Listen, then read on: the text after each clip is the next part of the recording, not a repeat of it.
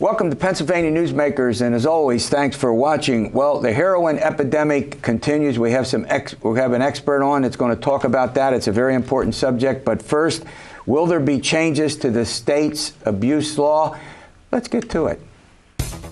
This is Pennsylvania Newsmakers, a fast-paced, unrehearsed weekly discussion with and about the leaders who shape your world. And now, here's your host, Terry Madonna. Well, I think, as everybody knows, there was a grand jury report, 1,000 victims at the hands of 300 Catholic clerics who, the argument is, and the point is, abused them. We're going to talk about the possibility that a change in state law dealing with child abuse is in the offing. Joining me to talk about that is Sam Janesch. He's with the LNP Media Group. I used to think about it as the Lancaster Intelligencer Journal and the Lancaster New Era. You remember those days? A little bit, yeah. Yeah, a little bit. And also, I have Liz Navratil. She's with the Pittsburgh Post-Gazette. Liz, just start with you. I don't think there's another subject that has rocked this state, such as that grand jury report and the implications of it in so many different directions. One of the directions has to do with Pennsylvania law that deals with time limits on when you can bring charges, and it's all gotten complicated. So the Speaker of the House wants to do what? He said he thinks there's a chance that they could pass something that would allow for a new window for some older victims to sue who currently can't. Now, in the past, the bigger question hasn't been, will that pass the House, but will that pass the Senate? Yeah. So right now, everybody is kind of keeping their eyes out to see what's going to come together in the next few days before the legislature returns. Yeah. So what's he actually want to do? 2 years? Go ahead. Yeah, so it would give victims who were previously, well, the underlying bill itself would eliminate the statute of limitations, the criminal statute of limitations for child abuse, and extend the civil statute of limitations to when the victim turns 50 as opposed to 30. So this would allow, the retroactive window would allow victims who had already aged past that current statute of limitations to go back and file lawsuits against the people. Do you get the sense that this issue is still percolating and boiling? I mean, almost every day there's a story about it. This is not going to go away anytime soon, is it? No, it doesn't seem like it will. We know there's been a lot of fallout in the church right now. Yeah. We know between this and other investigations, every diocese in the state has been covered. Right. So anecdotally, we know some legislators are hearing from their constituents on it. Anecdotally, we know some folks are wondering if a decision to move legislation or to not move legislation might alter their prospects of getting reelected.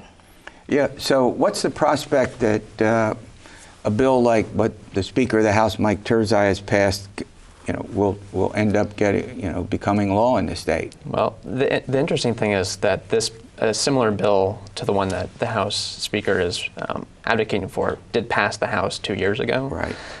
In overwhelming fashion. I think it was 180 to 9.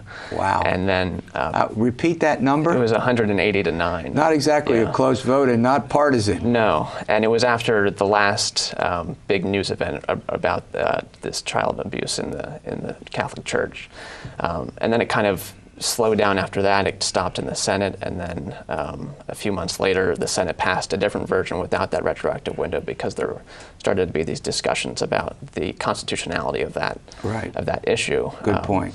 So at this point, it's ramped up again because of what's in the news. It's likely that we'll see some votes on it at this point, but it'll be interesting to see if those votes are similar to the last one. Got it. Yeah. The Associated Press had a story earlier in the week, and I'm going to read from it so I get it accurately. Pennsylvania law currently requires victims to sue before they turn 30 and limits criminal prosecutions to before the victims turn 50. State prosecutors said nearly all the abuse they identified during the lengthy grand jury occurred too long ago to produce new charges. Is that the fundamental, Liz, is that the fundamental situation? It is. These were concerns that were raised by the grand jury members in their report. Victims have over the years said that these time windows are tough because it takes a while to acknowledge what happened to you, to be willing to talk to people about it. And they worry that if you can't have these opportunities for recourse, you might not be able to get access to therapy and other resources. Now, on the flip side, the church and the insurance industry have both over the years talked about how changes could have constitutional issues. Yep. Or and even Senator Scarnati, I think, he's the head of the President Pro Tem of the Senate. He has said that, correct? I believe so. And the other issue they raise is whether this might deal some sort of crushing financial blow if additional lawsuits are able to come forward. All right, we're going to run to a break, and it wouldn't be Pennsylvania Newsmakers and it wouldn't be talking to a couple reporters if we didn't chat. What's coming up on November 6th? We have a couple of big elections for governor and U.S. Senator. We'll take those up in a moment. This broadcast of Pennsylvania Newsmakers is presented by the Pennsylvania Chamber of Business and Industry, the statewide voice of business, and by the Pennsylvania State Education Association and Partners for Public Education, bringing the power of a great education to our schools, our students, and our communities.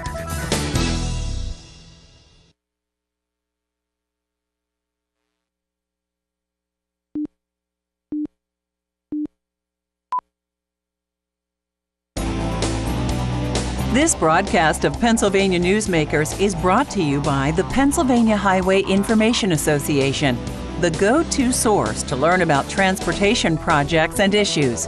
Please visit pahighwayinfo.org. And by the Pennsylvania Manufacturers Association. Business in Pennsylvania is our business. Well, welcome back. Well, we have two big elections, statewide elections this year, as you all know, one for governor and one for the United States Senate. Let's talk first of all about the governor's election. Scott Wagner, a former state senator, a businessman, is challenging Governor Wolf, who also is a businessman before he became governor. And guess what? They're both from the same county. That's a little unusual, not unprecedented, but a little unusual in the state. So, Sam, let me start with you. Give us the update on what happened in the last week. Well, Scott Wagner is continuing to be pretty active on the campaign trail, trying to get his name recognition up and his poll numbers up. According to some recent polling, he's down by a little bit. So he's been putting out various plans. I think he put out an economic plan and an opioid epidemic plan. Right. Trying to raise those issues. And there's also been lots of talk about the debate coming up in a couple weeks, which will be on October 1st, I think. Right. It's going to be the only debate in the race. And that's sort of where the criticism lies, where typically we've had three debates, one in the West, one in the East, one in the South Central part of the state, and one debate. And Governor Wolf seems to be following the classic incumbent strategy. I'm ahead in the polls, every single, all the independent polls, about a 15-point lead. So is there a campaign going on? I'm not even going to bother to go ahead, take it. I'm fairly confident he was out in Lancaster County, actually, recently for a campaign event. But most of the events we've seen for him have been official office visits lately. We know, for example, he was out at the Flight 93 Memorial in Shanksville. Oh, sure. Well, everybody was, yeah. As were many President of the United States, yeah. Right. So that's sort of the question everyone's asking is, what is the strategy going to be over the next couple of weeks? Well, you have any guess? Say nothing. Don't talk about his opponent. I'm talking about Governor Wolf now, not talking about his opponent with the lead and handing out money. That's a typical incumbent strategy, right? Yeah, I mean, I think you've kind of seen him on down low a little bit over the summer, and obviously October is a much larger campaigning month, so we'll see what happens. Yeah. Is there anything that Scott Wagner has talked about lately that might give him some momentum, some issue? That's a good question. Obviously, he just made his opioid announcement calling for more resources for treatment, better education, possibly suing some opioid manufacturers. Right. But we also know Tom Wolf has said a lot about opioids. He did a disaster declaration earlier this year to try and make some forms of treatment more accessible. So I think that's an issue we're really hearing across races and across political parties. So I don't know. So basically, over the last week, they're both out campaigning. They're doing it with a very different style and focusing on some different things. And it doesn't seem to be generating what I'd call a huge amount of momentum, or am I on Mars about that? Yeah, I think the thing to look out for too is who they're going to be campaigning with. If for some reason, we see another visit from the president for the Republican nominee. Yeah, particularly for the Republican nominee for the United States Senate, right? And yeah, for that race as well. Yeah. That obviously happened last month, but it could happen again, and it could happen for Wagner. And we haven't gotten any signs of that. But and we'll see if Governor Wolf, travels around to try to pick up some momentum from some of the congressional candidates. Yeah, that's true. And right now, there isn't any doubt that the 2010, 2014, the advantages were with the Republicans. They picked up seats in Congress and the legislature. It seems like this is exactly the reverse. It just looks like a better year for the Democrats, right? That's what we're hearing in most of the polls, and a lot of the Democrats you talk to are really optimistic about trying to gain additional seats this year. That being said, I think there are a lot of Republicans who are still going to fight really hard. All right. Well, I want to thank you for coming in. Good update, and we'll keep you all posted on that. But next, we're going to talk about the heroin epidemic and how important it is, and it continues to be an extraordinarily serious problem. This broadcast of Pennsylvania Newsmakers is brought to you by the Pennsylvania Credit Union Association. Pennsylvania Credit Unions, where people are worth more than money. To find a credit union that is right for you, check out ibelong.org.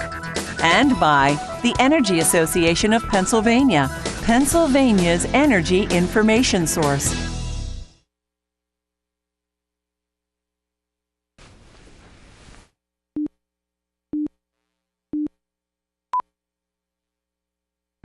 This broadcast of Pennsylvania Newsmakers is brought to you by the Association of Pennsylvania State College and University Faculties, representing the faculty and coaches who are devoted to providing quality public higher education for Pennsylvania's college students. We're back, and we're going to talk about the heroin epidemic, among other things. And joining me to do that is Richard Edley. He's the president and CEO of the Rehabilitation and Community Providers Association. We're going to use the acronym RCPA. You like that, Richard? That's a little better, a little easier. It's a little easier, I know. Well, look, here's the situation. 10 residents of our state die literally every day. 5,500 people died of overdoses in the Commonwealth of Pennsylvania, and it's growing. It's increasing. Absolutely. I would think with all this emphasis, and we've been talking about this for 2 years. Absolutely. And to make it even more frightening, recently the University of Pittsburgh Graduate School of Public Health came out with a study that said that really there's a gross underreporting of overdoses and deaths.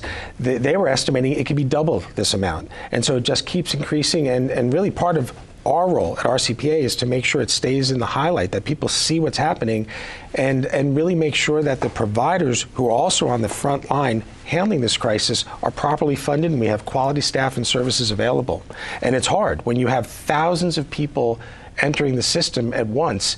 It really takes a toll on the entire healthcare system. And I like your point about being underreported. The other aspect of it is that you may have people who, are looks like they're going to have one, it seems like it's likely they'll have one, and they don't do anything about it until it's way too late because they're addicted. Yes? No? That's right. And relapse is so hard. People who go through treatment and come out, there's even sort of a saying, the one more bag, that people who are really clean and doing well, but maybe just one last time, one more time, and that's where the overdose happens and the death occurs. All right. So what's important here, it seems to me, is getting treatment. What do people do?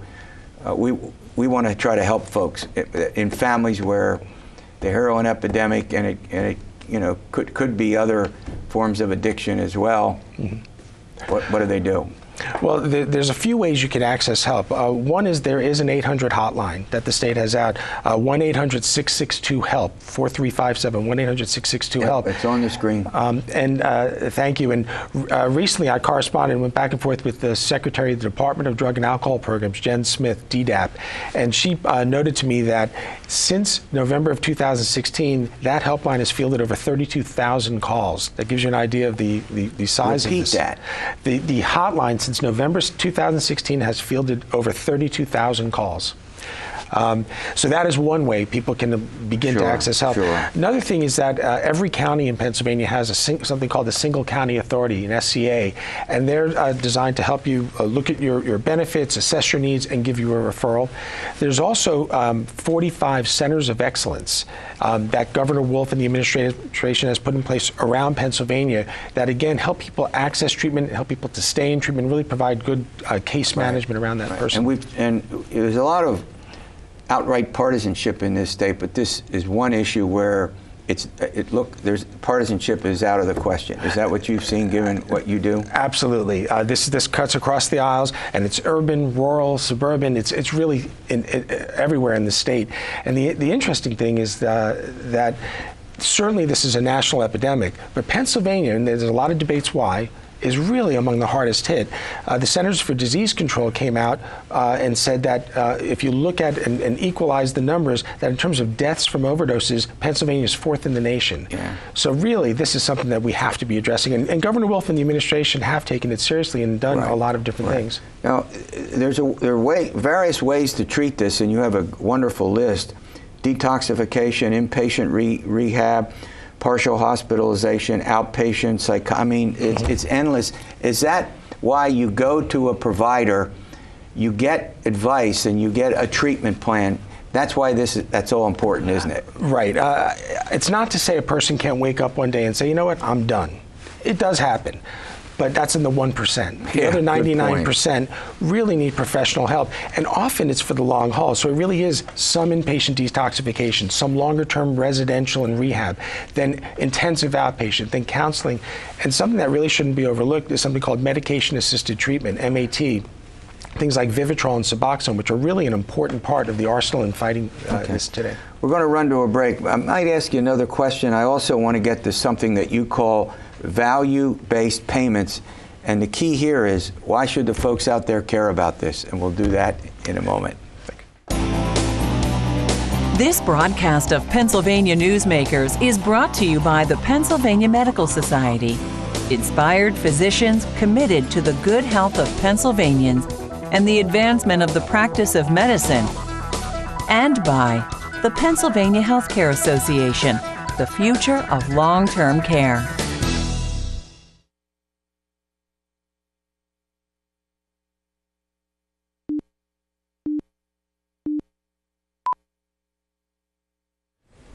Welcome back to the program where we're talking about a very, very important subject, the heroin epidemic, but, you know, at some point, you have to pay for it. Is that right, Richard? That's right. It all comes down to the payments that you have to make to the providers, and you have some suggestions on how that should be done, don't you? Yeah, if you think about it, and people often don't, the traditional way to fund healthcare services is what they call fee-for-service. You give a 15-minute visit, and you send a bill in, and you get paid for that. Pay for it, right. The big movement nationally, and now in Pennsylvania, is something called value-based purchasing or payment. And it really turns the equation around. What we're saying is, rather than you bill for every little thing you do in every increment, why don't we give you the funding up front each month and you take care of that individual? Give them everything they need. That visit, case management, telephone calls, whatever it takes. So you're giving individuals a check, in other words, or a deposit into a bank account, whatever. That's right. It's a version of it. And then you also incentivize quality and outcomes and so forth, and what they call pay for performance. So really, when it's done well, you free up and give the doctor or the provider a lot more flexibility, because now they are back to treating the individual, not worrying about the billable unit. And all the things that happen, we don't think about it, but a provider has to send in a bill, get an authorization, they wait for their claim, they get denials, there's appeals, a lot of administrative overhead. Yeah. This eliminates that. And on the patient or the consumer side, you know that you're getting all the services you need, and you know that the doctor is focused on things like prevention and helping you and assisting you. Not so just would your point also be that it helps the escalating healthcare costs that, as we know, keep rising? When done well, absolutely. Because if you think about our healthcare system, it's not only focused on that billable unit, but it's focused on problems and crisis. So people go to the emergency room, they get hospitalized. These are high-cost events. What about if we put the money up front and say, why don't we avoid those hospitalizations and even incentivize providers to keep people out of the emergency room and hospitals? So it really has, when done correctly, can help with the cost, but also improve quality. Yeah, well, there's a more fundamental question that I have, and it's a pretty simple one. What's RCPA? RCPA, we're one of the... Good question, right? What is it? You asking. Who are you? We're one of the largest, if not the largest, health and human services provider associations in the country. We represent over 350 member agencies, hospitals, and organizations in virtually every area except primary care. So mental health, drug and alcohol, which we talked about, intellectual and developmental disabilities, children's services, brain injury, medical rehab, I can go on and on, physical disabilities and aging. And really, we fight for proper funding. We fight for good legislation and regulations, and really represent the providers. So are you kind of a coordinating body? I mean, these organizations join you and you give them a service and keep them informed about what's going on in the medical field? That's right. So we keep them informed about things that are coming from the federal government, from the state government. We represent them to the legislature if things are happening. And I know a lot of, we talked about funding a second ago, but behavioral health and a lot of the providers I represent are underfunded. Physical health parity is not quite there. And so we're really there to highlight the services that these providers do and how important they are. Yeah. And I mean, medicine, it seems to me, has gotten very complicated. I mean, not just what kind of a physician you should see, given your condition with all the specialties, and then you have how you're going to pay for it, and that's always a central issue. And you know, we have a big debate. Healthcare keeps coming up in the polls as one of the most important issues. We have this movement towards universal health care. It's called Medicare for all. Whether that comes to fruition or not, who knows? But overall, how you pay for it remains a critical and central element in this discussion. That's right. And also the providers that I represent and RCPA represents are really the safety net providers, what we call, working with a lot of serious disabilities and serious illnesses and Medicaid and so forth. Point. And that is another area that is often underfunded. Or when the legislature is trying to balance the budget, what's the first thing? Well, why don't we take 10% out of mental health?